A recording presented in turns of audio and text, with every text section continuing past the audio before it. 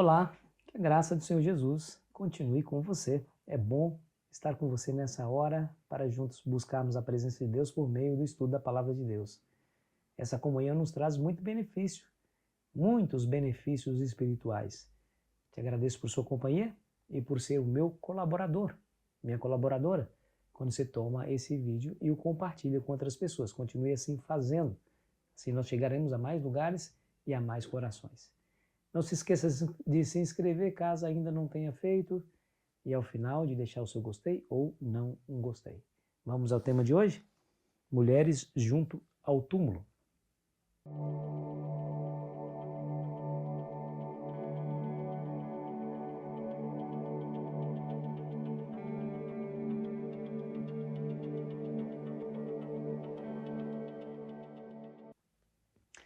Você se lembra que Jesus, depois de ressurreição...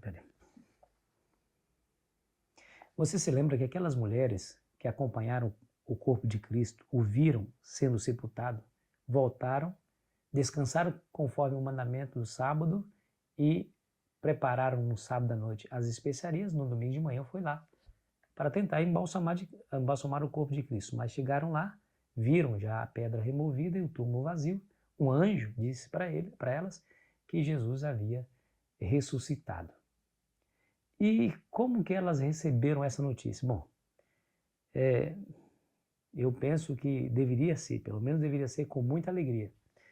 Mas a Bíblia diz assim acerca da reação daquelas mulheres. E saindo elas, fugiram do sepulcro porque estavam possuídas de temor e de assombro, e de medo nada disseram a ninguém. Coisa interessante, né? Por que elas tiveram essa reação? Claro, elas estavam extasiadas, talvez foi a primeira vez que elas viram um anjo na frente e ele se dirigindo a elas, conversando com elas, mantendo ali um diálogo com elas, dando-lhes instruções e informações preciosas acerca daquele fato tão marcante na sua vida que foi a morte do seu mestre. Elas não queriam perder o mestre, elas não queriam sepultar alguém que elas tanto amavam. Agora aquele que morrera estava agora vivo. Claro que elas estavam aqui chocadas, extasiadas, mas também estavam com medos e apavoradas, como diz aqui o texto bíblico. Ellen White fala assim, eu gosto desse texto aqui que está na lição, escute bem.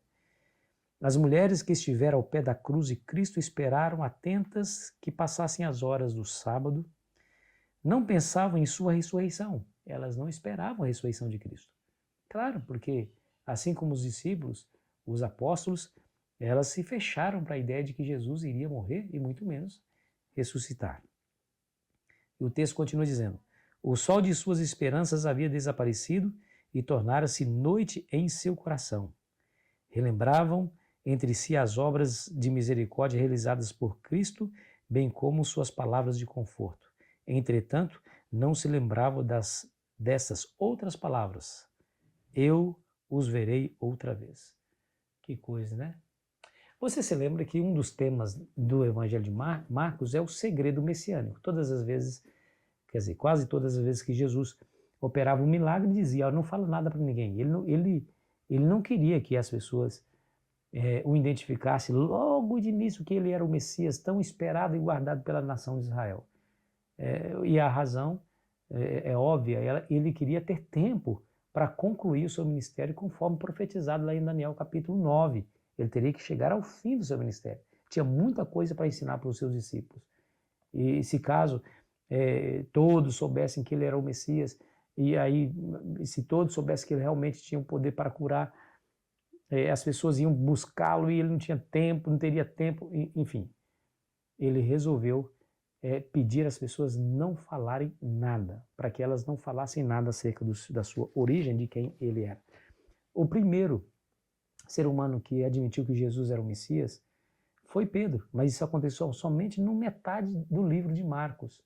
Bom, agora Jesus morreu, ele foi ressuscitado, quer dizer, ele se ressurgiu, né, da morte, vencendo a morte. As suas discípulas ficaram com medo, como diz aqui o texto, e de medo nada disseram a ninguém. Porém, esse silêncio durou pouco tempo, porque logo elas se encontraram com os demais discípulos e deram a boa notícia. Pedro correu, foi até o túmulo para certificar de que era verdade o que elas disseram, que Jesus havia ressuscitado. E aí Jesus apareceu para Pedro. Depois, Jesus apareceu para os outros discípulos e depois para mais de 500 pessoas. Né? E sabe o que aconteceu?